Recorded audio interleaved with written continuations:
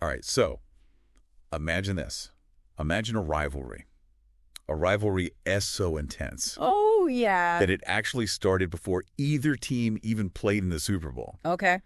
We're talking, of course, Broncos versus Raiders. Yeah. A clash that goes all the way back, get this, to the Wild West days of the AFL Oh. back in 1960. Wow. So, today we're going to do a deep dive into this legendary NFL rivalry. All right. I've got a stack of articles here, historical records. I even pulled some stats. Oh, love it. Just to kick things off, from the football database.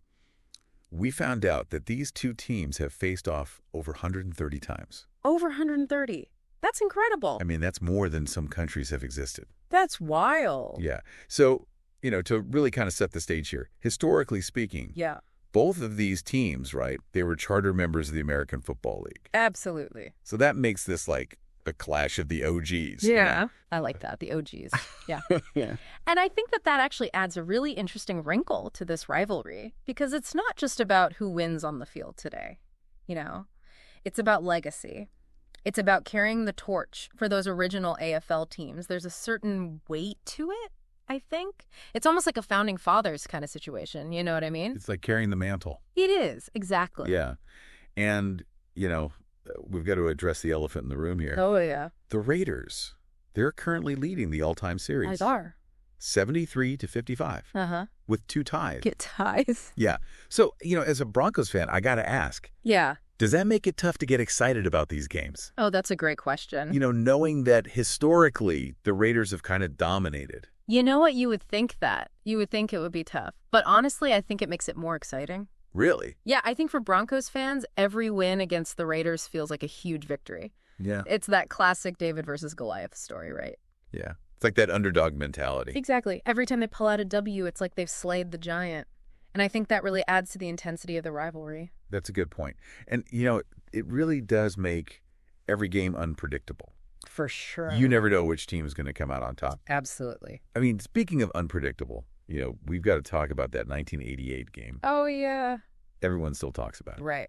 I mean, remind me, the Raiders were down big at halftime. They were down, and I don't know if you're ready for this, but they were down by 24 points.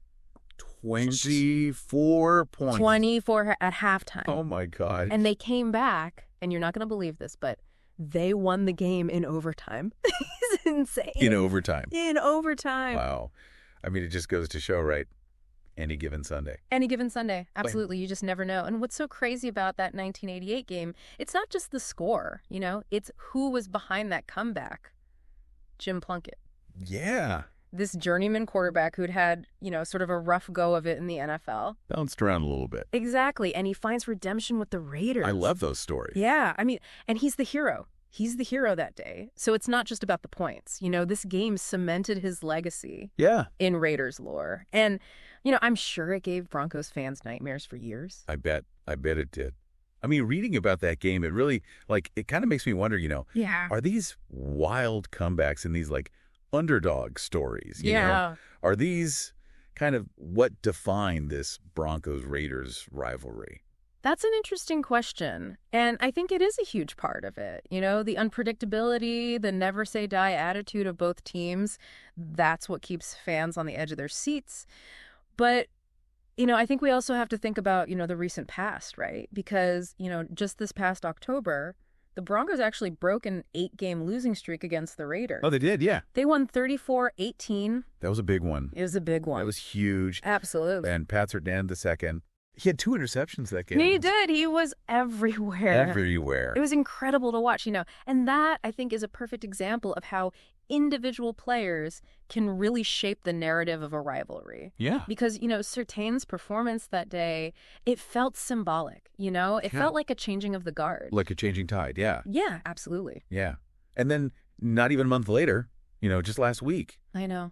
Broncos won again. They did. 24-16. Unbelievable. Rookie quarterback, Bo Nix, Yeah. really stepped up. Threw for 275 yards, 2 touchdowns. I mean, he was on fire. As a rookie, I mean, a rookie leading his team to victory over a rival like that, that's huge. That's a statement, It is a statement. Yeah. And it makes me think that, we may be entering a new era in this rivalry, with Bo Nix at the helm for the Broncos. It's almost like a pendulum. It swings back and forth.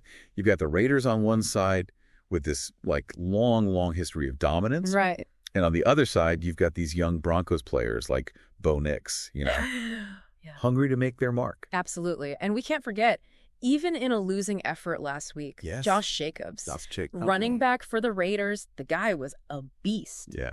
Over 100 rushing yards, just battling for every single inch. And I think, those individual battles within the larger war, that's what makes this rivalry so compelling. Absolutely. Yeah, one of the sources I was looking at, they really stressed this, cultural impact. Yes. Of this rivalry. I mean, they were saying, it's woven into the fabric of both Denver and Las Vegas. Oh, absolutely. I mean, rivalries like this, they become a part of a city's identity. Yeah. It goes beyond the game. It's about bragging rights. It's about local pride. It's about a shared history that spans, generations.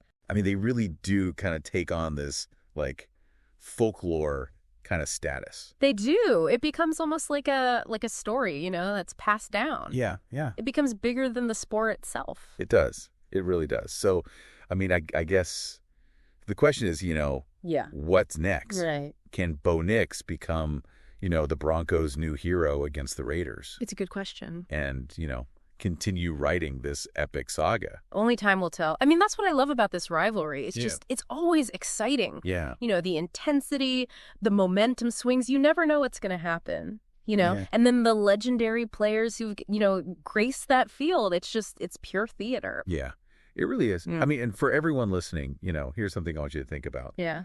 What makes a rivalry truly great? Oh, good question. I mean, is it the history? Yeah. Is it the players? Yeah. Is it the passion of the fans? Yeah. I mean, because in the end, this is more than just football, That's true. It's a story, that just keeps writing itself. It does. And we cannot wait to see what chapter comes next. I'm with you. All right. Well, that is going to do it for this deep dive. All right. Thanks for joining us. Thanks for having me. And we'll see you next time. See ya. Today is your lucky day. Today is the day that our $3 website works for you, paying you directly to your PayPal daily. Imagine $3 ongoing continuous payments to your PayPal account. Imagine falling asleep and waking up to $300 in your PayPal account. How would this make you feel? How could this help you? What bills could you pay? What kind of fun could you have? What does that retirement look like now? All for a one-time payment of $3. This website is DFY done for you, fully built and completely hosted, and never stops collecting payments for you. You have spent $3 on coffee on a regular, but that coffee won't help you create multiple streams of income. Click the link below.